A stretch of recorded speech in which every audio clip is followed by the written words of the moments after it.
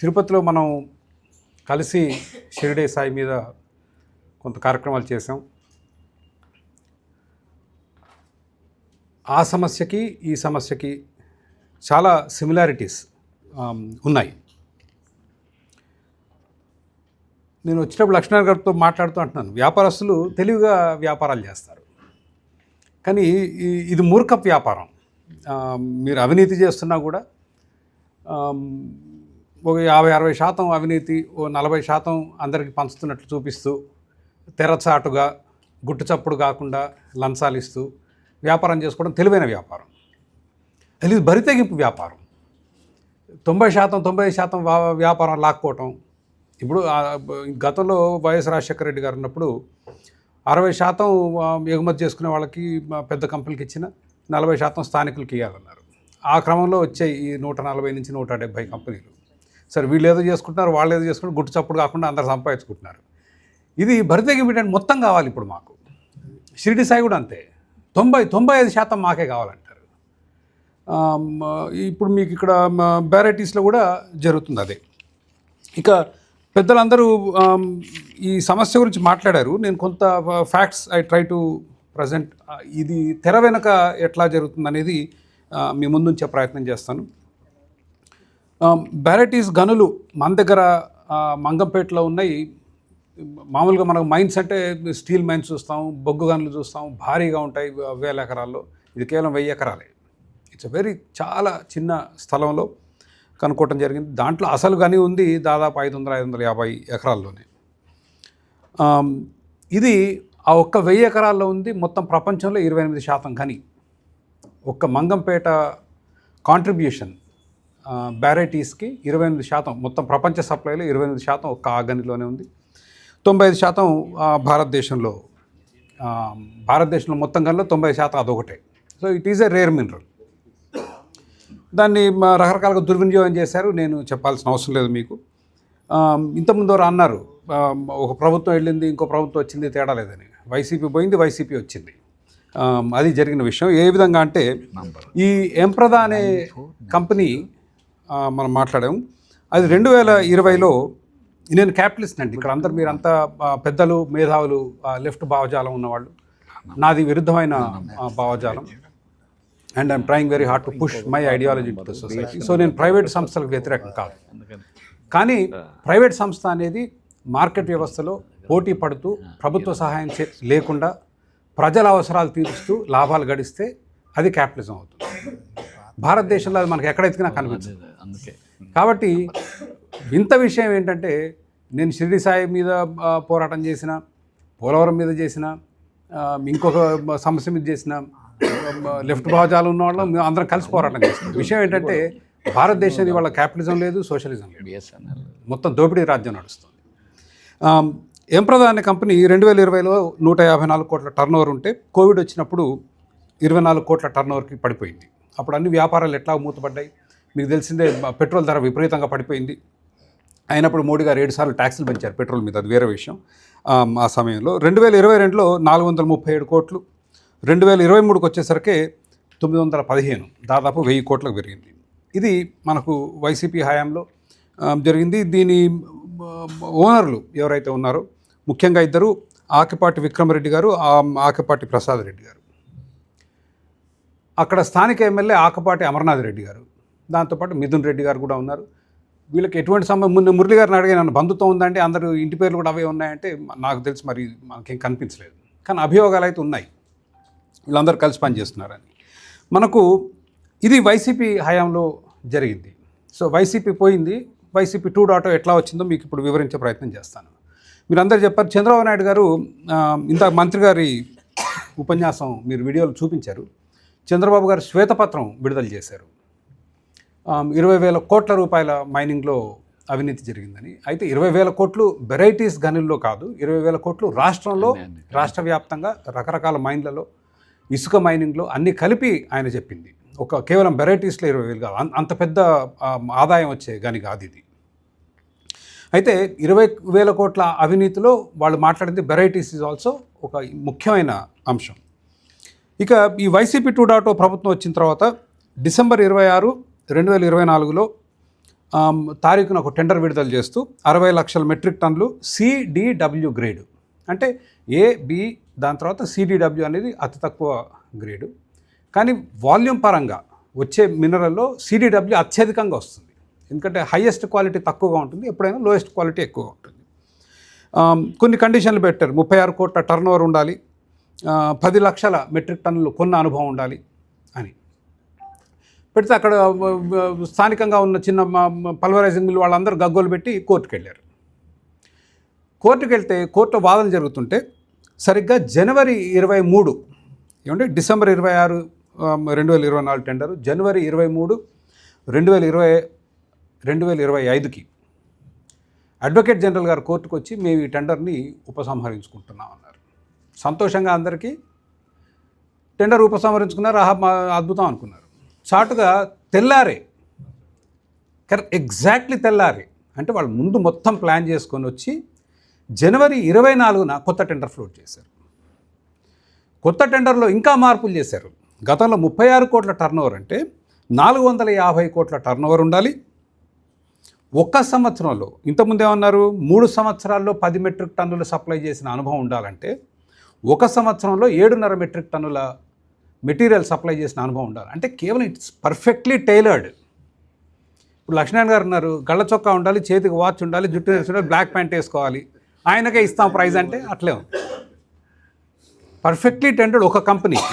మరి సరే చిన్నవాళ్ళకి ఇయ్యలేరు, మరి పెద్ద కంపెనీలు లేవంటే పెద్ద కంపెనీలు కూడా చాలా ఉన్నాయి. గోయంక వాళ్ళు ఉన్నారు, జిన్ప్లెక్స్, ట్రైమాక్స్ ఇంకో కంపెనీ ఉంది, ఐబీసీ అని ఇంకో కంపెనీ ఉంది. చాలా సంవత్సరాలుగా వీళ్ళు వ్యాపారాలు చేస్తున్నారు వెరైటీస్ మీద. వీళ్ళెవరు, గోయంక అంటే జాతీయ కంపెనీ, వీళ్ళందరినీ కూడా లేపేశారు. లేపేసి ఈ కొత్తగా వచ్చిన, అంటే ఈ మధ్య కాలంలో వచ్చిన కంపెనీ, మళ్ళీ దీంట్లో ఎన్ఆర్ఐలు, ఐబీఎంలో పనిచేసిన ఉద్యోగస్తులు, వ్యవస్థాపకులు, మళ్ళీ అమెరికాలో పనిచేసిన వాళ్ళు మరి వచ్చారు. తెల్లారే కొత్త టెండర్ తీసుకొచ్చి వాళ్ళకి సరిపోను కండిషన్లు పెట్టి, ముఖ్యమైన కండిషన్ ఏంటంటే సంవత్సరానికి మీరు కొనే 10 మెట్రిక్ టన్నుల డబ్బు అడ్వాన్స్గా కట్టాలి ప్రభుత్వానికి. అంటే ఇంకెవరు కట్టలేరు. 120 కోట్లు ముందే ప్రభుత్వానికి చెల్లించుకోవాలి కంపెనీ. ఎందుకు, వాళ్ళు ఉదారంగా ఇవ్వట్లేరు, వేరేవాడు ఎవరు చెల్లించలేడు, వేరేవాడు రాకూడదు. సో జనవరి 24 టెండర్ ఫ్లోట్ చేస్తే ఎమ్మటే ఫిబ్రవరి 12కి అనుకుంటా కల్లా అగ్రిమెంట్ అయిపోయింది. 120 కోట్లు ఇవ్వటం జరిగింది. మీ పల్వరైజింగ్ మిల్లోళ్ళు లబోదిబో అని కోర్టుకు వెళ్ళేసరికి మొత్తం కాంట్రాక్ట్ అయిపోయింది. కోర్టు ఏమంటుంది, ఇంతకుముందు స్టే ఇచ్చింది కోర్టు. ఏది, మొదటిసారి వేసిన టెండర్కి స్టే ఇచ్చి రెండోసారి మరి స్టే అడిగితే ఎందుకు అని అంటుంది, ఫైనాన్షియల్ ట్రాన్సాక్షన్ జరిగిపోయిన తర్వాత స్టే ఇస్తే ఈ ఎంప్రద అనే కంపెనీకి నష్టం వచ్చింది అని చెప్పి స్టే ఇవ్వలేదు. ఈ రోజుకి నడుస్తుంది ఆ కేసు. ఇంత పెద్దలో అన్నారు, ఈరోజు మొత్తం ఘనంత తగ్గిస్తాడు. 1,00,000 టన్నులు అసలు మొదటి సంవత్సరమే తీసేశారు, మొదటి నెలలోనే. సో ప్రభుత్వం ఎంత వేగంగా నడుస్తుంది, వాళ్ళకు అవసరమైన వాళ్ళకి ఏ విధంగా పనిచేస్తుంది. ఇవాళ మేము ఆస్తి హక్కుల మీద పోరాటం చేస్తున్నాం. చాలామందికి తెలిసిందే, రాష్ట్ర వ్యాప్తంగా 22A భూ సమస్య, 10 లక్షల మంది భూములు ప్రభుత్వం లాక్కుంది. సంవత్సరాల తిరగాలి కలెక్టర్ ఆఫీస్ చుట్టూ, ఎంఆర్ఓ ఆఫీస్ చుట్టూ, ఆ మన సొంత భూమిని, మన సొంత ఇంటిని విడిపించుకోవటానికి. అదే ఇట్లాంటి వాళ్ళు వెళ్ళి ప్రభుత్వాన్ని మేనేజ్ చేసుకుంటే అసలు ఇంత వేగంగా ప్రపంచంలో ఏ అభివృద్ధి చెందిన దేశం కూడా కాంట్రాక్ట్ ఇంత ఫాస్ట్గా చేయదు. ఓకే, రెండో అంశం ధర.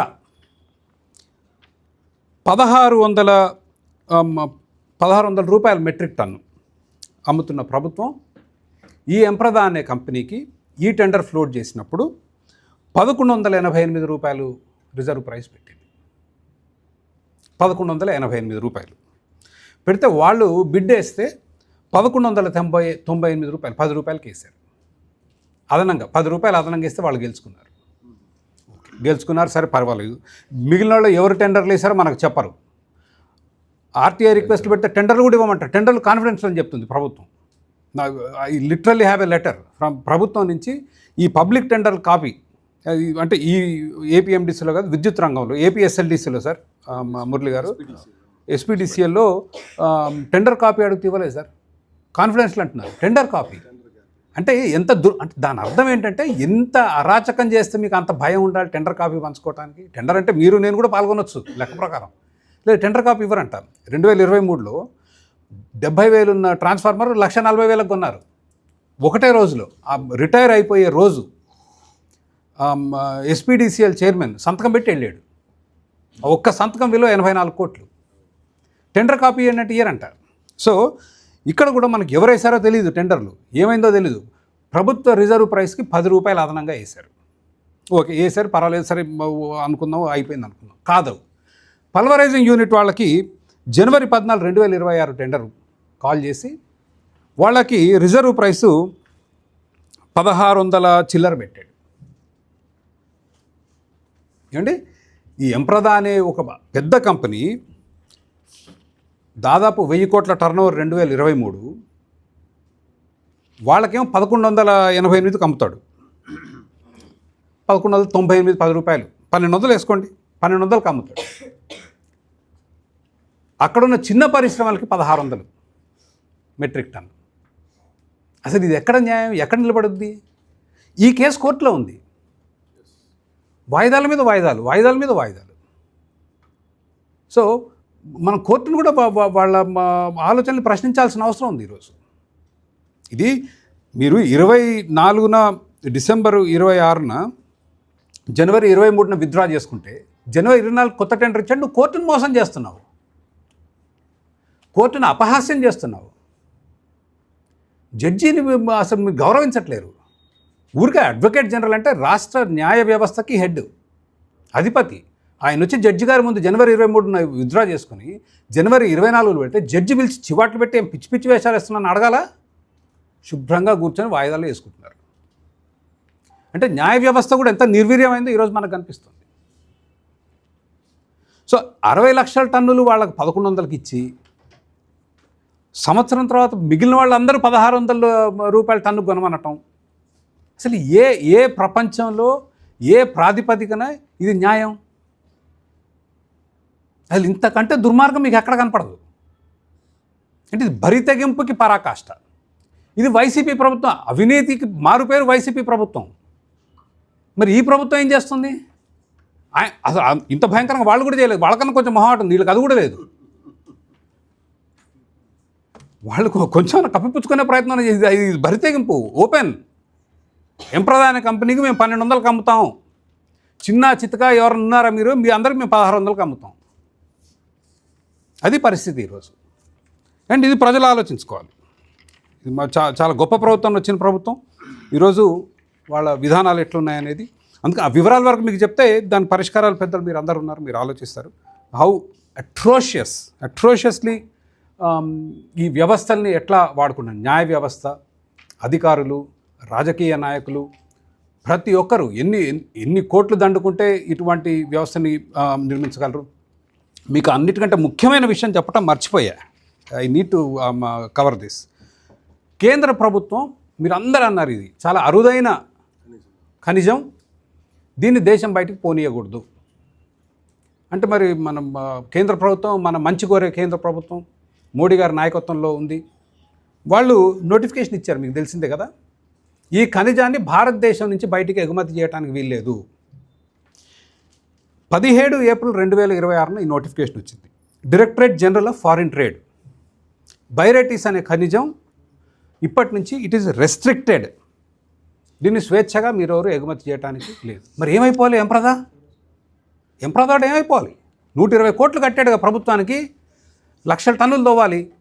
మరి ఎంతమందికి ఎవరెవరికి ఏమి ఇచ్చారో మనకు తెలీదు. మరి వాడు ఏమైపోవాలి? చంద్రబాబు నాయుడు గారు ఫోన్లు చేస్తున్నారు నిర్మలా సీతారామన్కి, కొంపలు మునిగిపోతాయి, మా రాష్ట్రం హక్కు, మాకు 9,000 కోట్ల అప్పు ఉంది ఏపీఎండిసిలో, ఏదో ఒకటి చేయాలని. ఓకే, మీరు కనుక directorate General of Foreign trade ఇచ్చిన ఈ నోటిఫికేషన్ కనుక చదివితే దాంట్లో మర్మం మీకు అర్థం అవుతుంది. Notification number 12, 2026-27, 17 April 2026. Grade A గతంలో ఫ్రీ, ఇప్పుడు రెస్ట్రిక్టెడ్. అంటే మీరు స్వేచ్ఛగా ఎగుమతి చేసుకోలేరు, వాళ్ళ అనుమతి తీసుకోవాలి. గ్రేడ్ బి గతంలో ఫ్రీ, ఇప్పుడు రెస్ట్రిక్టెడ్, అంటే అనుమతి తీసుకోవాలి. మిగిలింది ఏంటంటే గ్రేడ్ సి, మూడో గ్రేడ్ ఏంటి? సిడిడబ్ల్యూ 60 లక్షల టన్నులు ఎంప్రదాకి ఇచ్చింది ఏంటి? ఏబి కాదు, సిడిడబ్ల్యూ గతంలో ఫ్రీ, ఇప్పుడు ఫ్రీ. మనం అంటే చదవాలి, మనం అది చూసుకొని వార్తాపత్రికలు అందరూ రాయటమే. కేంద్ర ప్రభుత్వం రియాక్ట్ అయింది, మన అరుదైన ఖనిజాలు పోనీయట్టారంటే అసలు ఉంది మొత్తం సిడిడబ్ల్యూలోనే. ఎగ్జాక్ట్లీ అదొక ఇంకొక పెద్ద విషయం. ఎవడు చూడొచ్చాడు, అది సిడిడబ్ల్యూనా ఏనా బీనా? కస్టమ్స్ ఎక్స్పోర్ట్ చేసినా వాళ్ళు దిగుమతి చేసుకోరు, వాళ్ళకి కావాల్సింది సిడిడబ్ల్యూ, ఎందుకంటే మట్టిలో కలిపి కేటగిరీకి మార్చేది పంపించాలి, ఏపీ కలిపి. సో ఇదొక మిథ్య. ఈ డైరెక్టరేట్ DGFT వాళ్ళు ఏదో పెట్టారు.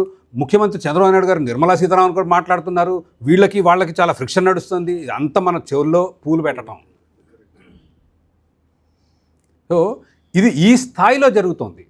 కేంద్ర ప్రభుత్వాన్ని మేనేజ్ చేయటం, న్యాయ వ్యవస్థని మేనేజ్ చేయటం, రాజకీయ నాయకులను మేనేజ్ చేయటం, దీంట్లో మన కంఠశోష కానీ it is not a small problem to solve. ఇది అన్ని వ్యవస్థల్లో ఉంది. ఇందాక వడ్డే గారు మాట్లాడుతూ ఇదేదో మైనింగ్కి సంబంధించిన సమస్య కాదు, ఇది రాష్ట్ర వ్యాప్తంగా అన్ని వ్యవస్థల్లో ఇట్లా అవినీతి పెరిగిపోయింది. ప్రజాదోపిడికి అసలు ఎక్కడ ఆలోచించట్లేరు, సిగ్గు వదిలేశారు, బరితెగింపు అనేది మనకు చాలా స్పష్టంగా కనిపిస్తుంది. ఈ అవకాశం ఇచ్చినందుకు పెద్దలందరికీ ధన్యవాదాలు.